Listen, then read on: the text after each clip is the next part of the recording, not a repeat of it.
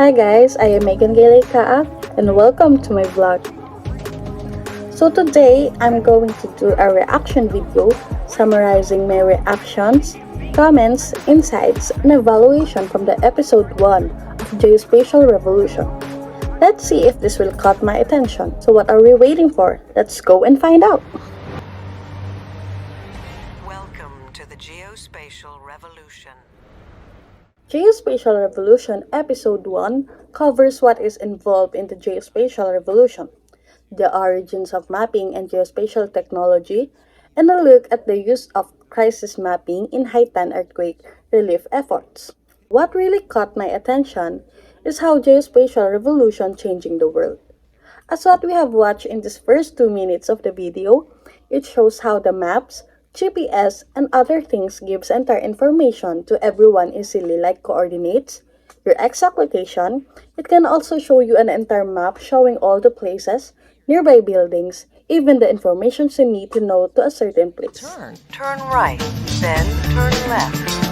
Virtually all of the information that you're sharing with anybody these days has some kind of geospatial tag on it. There's really the human element. There's basically this entire information ecosystem that we have access to now. I can receive information, I can transmit information, I can broadcast my location, and that is revolutionary. It's amazing. It's cutting edge. It's, well, changing the world.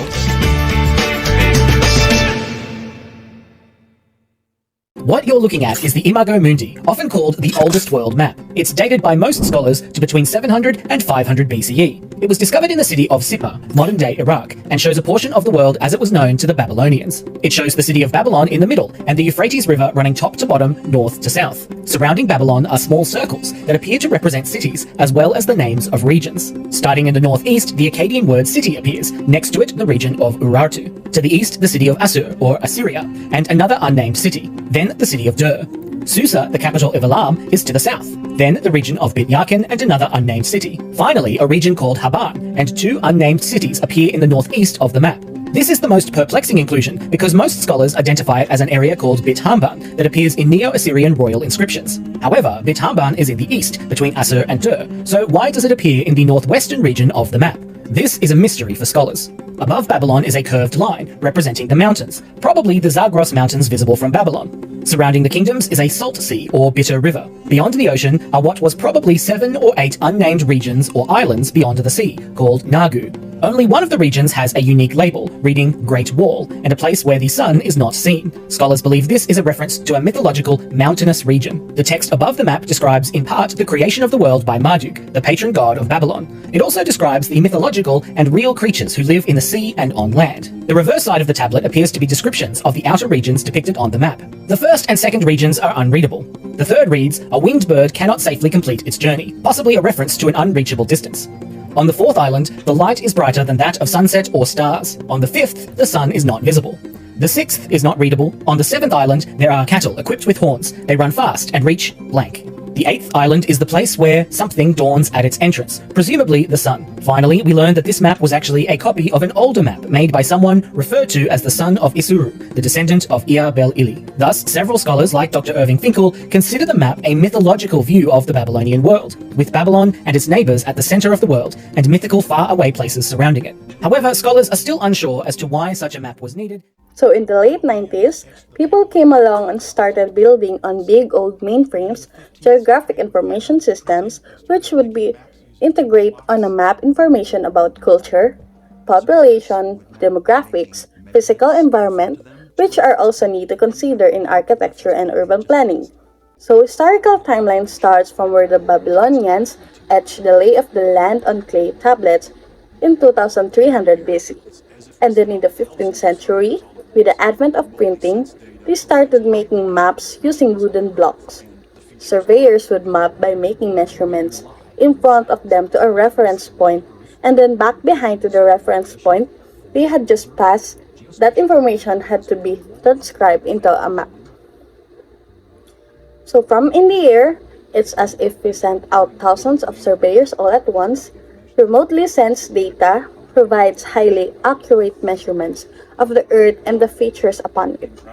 The Census Bureau in the United States needed to capture all of the line work for roads, railroads, hydrography, and then boundaries.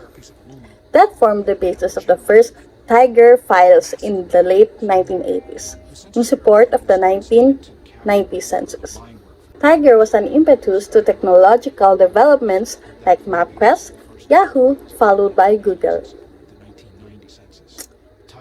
Other example shows how geographic data helps you make decisions.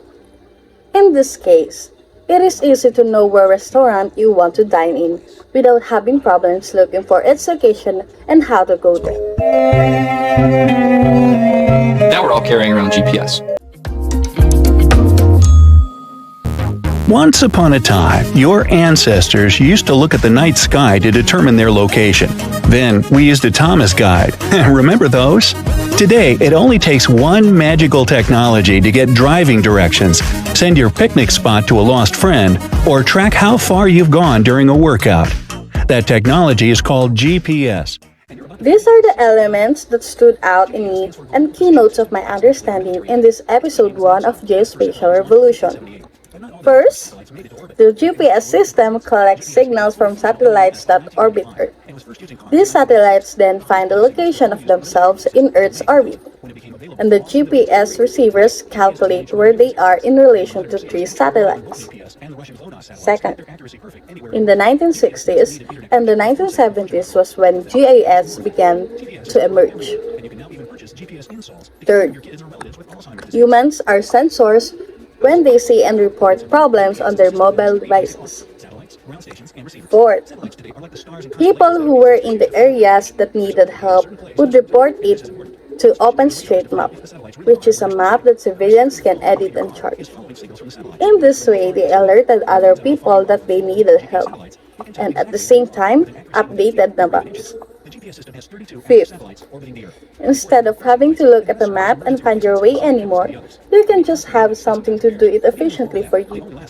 This saves you time and lowers the possibility of you getting lost. GIS can also help with natural disasters and other everyday problems by letting civilians call attention to problems they wouldn't be able to share without the internet. This helps everyone live a happier and more efficient life.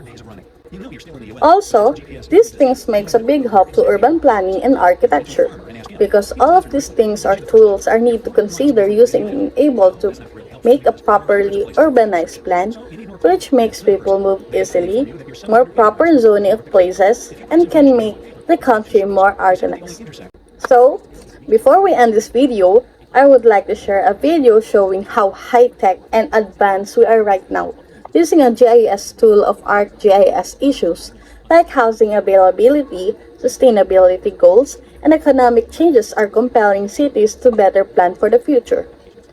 ArcGIS Urban enables planners and design professionals to collaborate across teams with a web-based 3D application that supports scenario planning and impact assessment.